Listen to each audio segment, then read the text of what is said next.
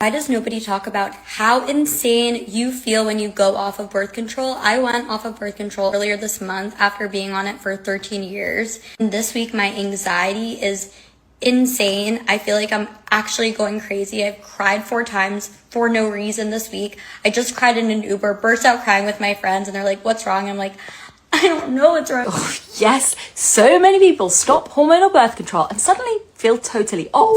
Mood swings, acne, weird periods, it's a lot happening at once.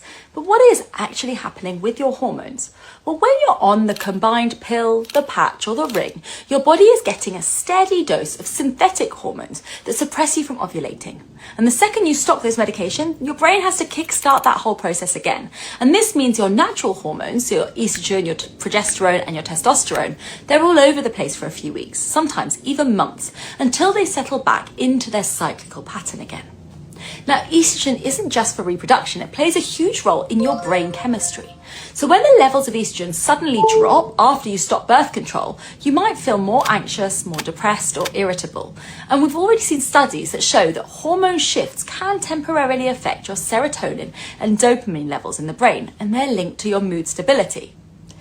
And then there's testosterone. So hormonal birth control does also lower testosterone, and that's why many people notice that they have clearer skin or less oil production whilst they're on it.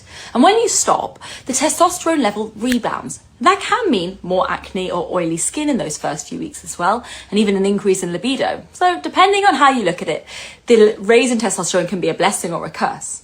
But ultimately, if you're feeling off after stopping birth control, you're not crazy and you're not alone. It usually takes a few months for these things to balance back out. And it can be up to 6 months for your periods to settle back into that predictable cycle. But if your symptoms are feeling severe or they don't improve, you should talk to your doctors, because there are ways to make that transition smoother for you. Now, if you came off hormonal birth control, why did you make that choice?